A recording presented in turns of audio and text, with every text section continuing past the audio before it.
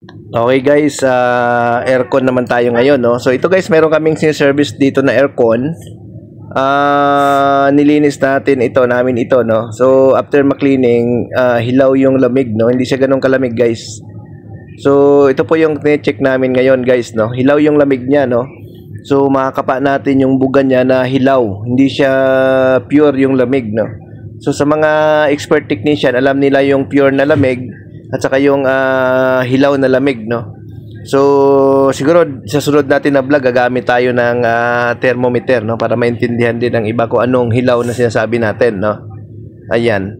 So gagawin namin guys, yan, pinaandar natin yan. Ino-observe natin siya kung bakit hilaw yung lamig niya, no? So nandito tayo ngayon guys sa kanyang condenser side. Ang gagawin natin, sasalpakan natin siya ng gauge, no, para makita natin kung anong problema ng unit, bakit hilaw yung lamig niya, no.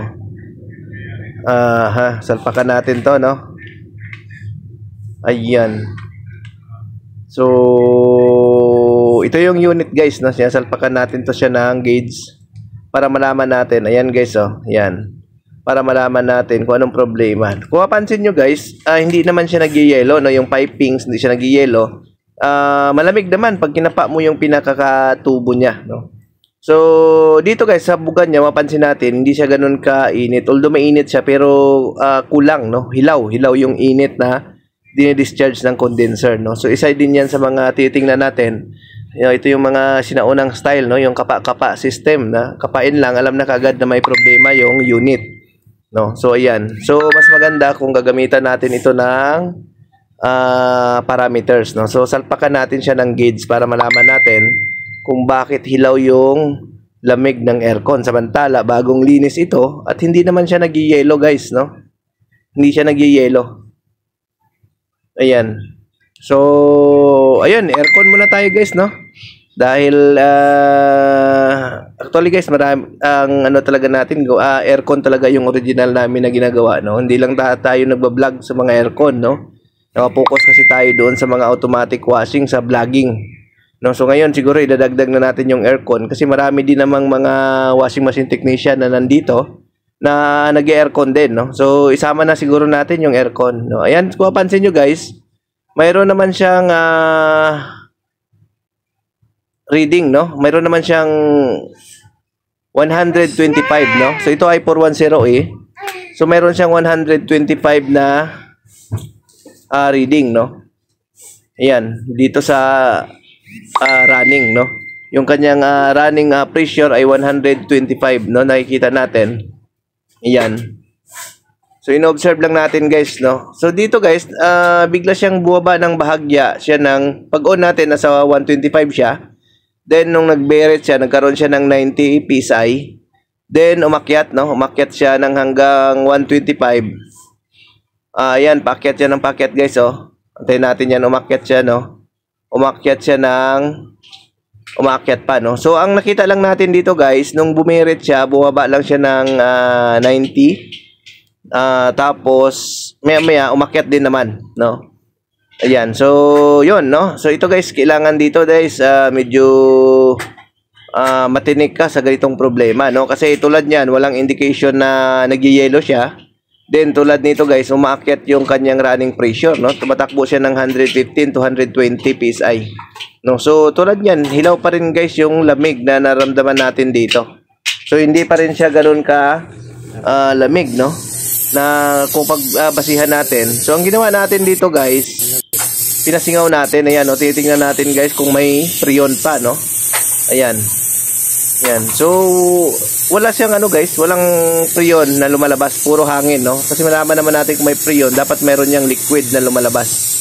So ibig sabihin guys, hangin na lang yung laman ng system, no. So isa pa guys na napansin namin, nung time na nagstay siya ng 125 PSI, yung compressor guys nag-cool down, no. So nag-cool down yung compressor, pero yung pressure niya is 125 PSI, no.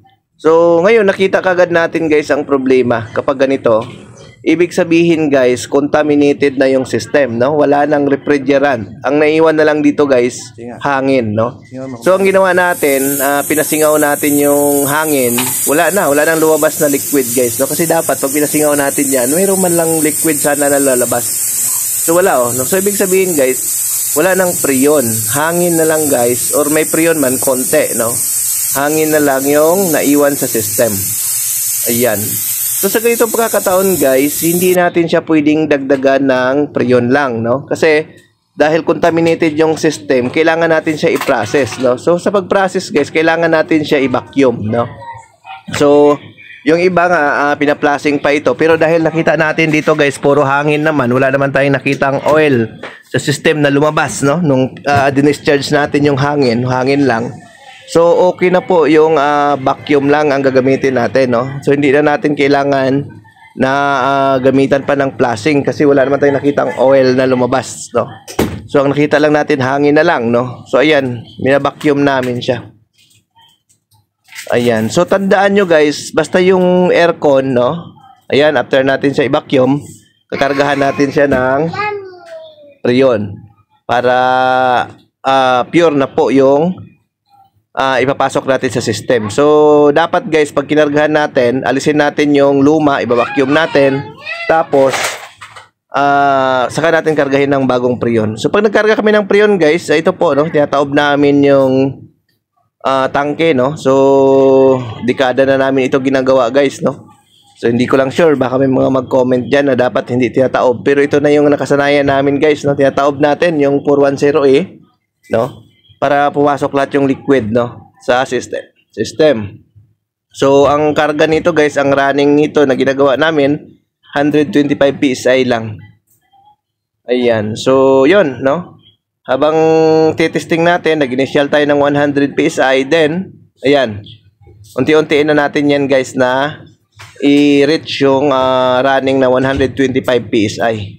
No? So, tandaan nyo guys, no. So, ito guys, medyo minsan, kung kulang sa analyze tayo, mahirapan tayo, no? Kasi malakas yung hangin, nagmumoist naman yung pipings, good yung pressure, standby pressure. Pag i-test natin, walang problema. Pero ang naging ano lang nito guys, yung pinaka guide natin, nasa 125 PSI yung running niya, nagko-cool down yung compressor kahit hindi pa lumalamig yung system. So, ibig sabihin guys, walang mabigat na dala yung compressor. Ibig sabihin, hangin na lang. Hindi siya nagtutulak ng malakas.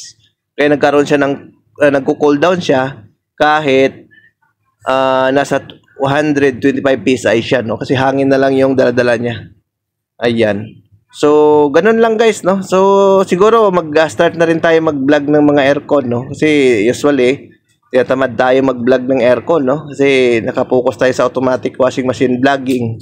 Siguro this time isama na rin natin kasi marami na rin namang aircon dito sa channel natin. Maraming washing machine. At the same time, nag-aircon din, no? So, isasama na natin guys yung pag-aircon, no? Para makapagbigay din tayo ng mga ideas, no? Lalo na sa mga baguhang technician, no? So, baka para sureball kayo guys, no?